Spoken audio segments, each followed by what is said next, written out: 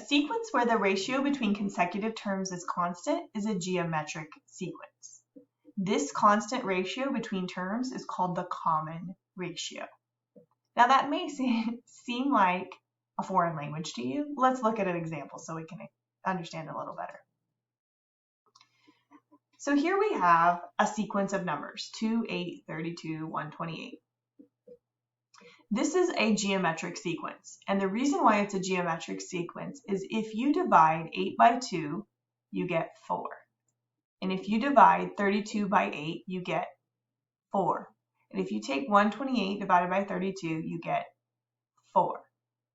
That number is called the common ratio. If I go backwards, 2 times 4 is 8, 8 times 4 is 32, 32 times 4 is 128, 128 times 4, have to grab my calculator because I can't do that one in my head, is 512.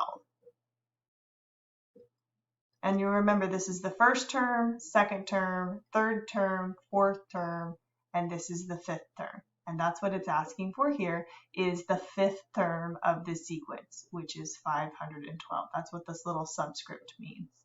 And the common ratio is 4.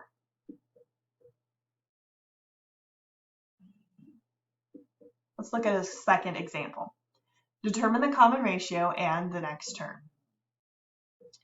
So I still want to go 64 divided by 128. But when I do that in my calculator, I get 0.5. And that's because this is a decreasing sequence. So you're going to multiply 128 times a half to get 64. And then 32 divided by 64 is a half. So 64 times a half is 32. The common ratio is 1/2. So you divide this direction to figure out what your common ratio is. And then to find the fifth term of the sequence, you multiply. 128 times a half is 64, 64 times a half is 32, 32 times a half is 16, and 16 times a half is 8. So the fifth term of the sequence is 8. Just like arithmetic sequences, one of the ways to represent a geometric sequence is by using a recursive formula. A recursive formula relies on the previous term to find the nth term. Honestly, they're not super useful because you have to know every previous term, but it's good to know the notation.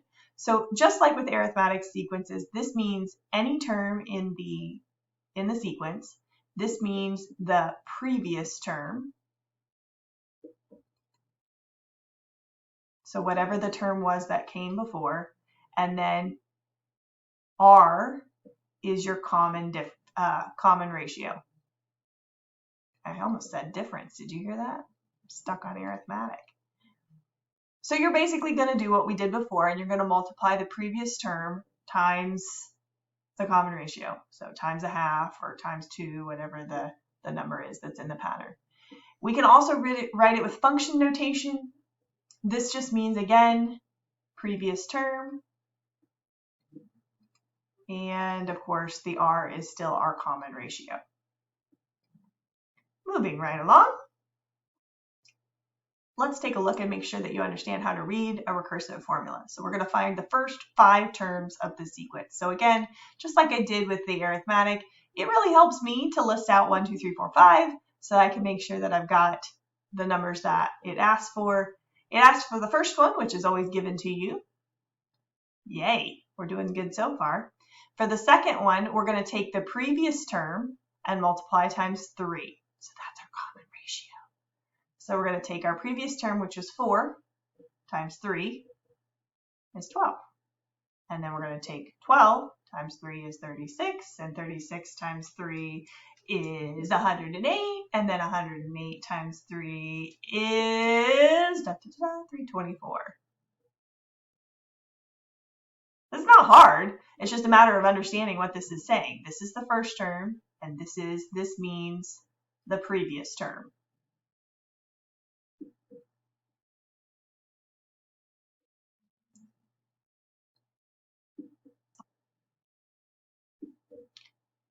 Let's take another look at another example, this time in function notation. So same concept as the subscript notation. This means the previous term, and we're going to take it times 2. And the first term is 5. So it says to list the first 4 terms. So 1, 2, 3, 4. Okay, so the first term is 5. The second term, multiply it times 2, would be 10. Times 2 would be 20.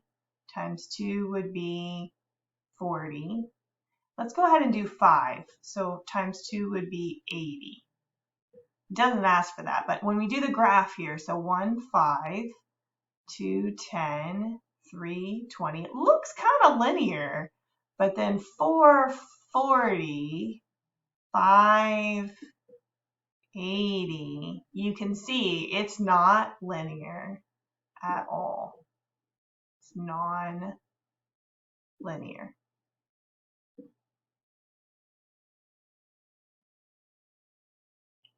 The domain, excuse me, is all the x values.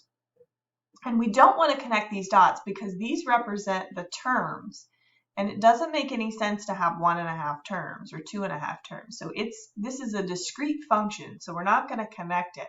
So the domain is going to be positive integers, also known as whole numbers. All whole numbers. That's a U. All whole numbers. No decimals. So we can't say all real numbers on this one. To wrap up this lesson, we are going to compare arithmetic and geometric. So remember, arithmetic has a common difference and geometric has a common ratio. So when we look at the difference here, it's -3. So that's arithmetic because it's always the same and it has a common difference of -3. Then for here, the difference is 8 and then 6 and then 1 and then some kind of fractions. It's definitely not arithmetic. Let's do 8 divided by 16 is 1/2. 2 divided by 8 is 1/4. Uh-oh, this is neither.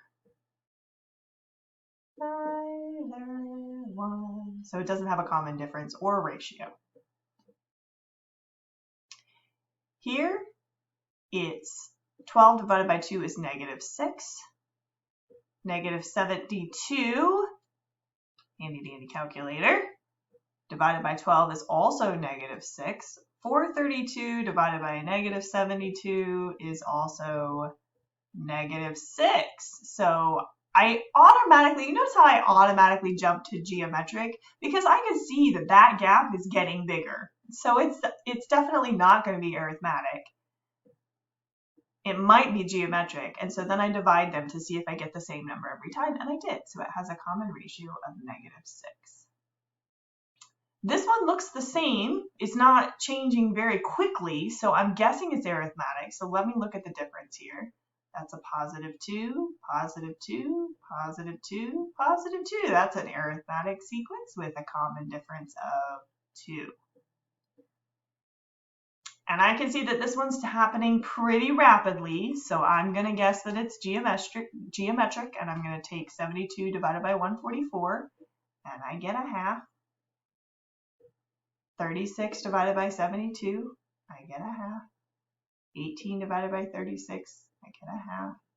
I'm always getting 1/2. So it's geometric, and my common ratio is 1/2. So now hopefully you have a little bit better understanding of arithmetic and geometric.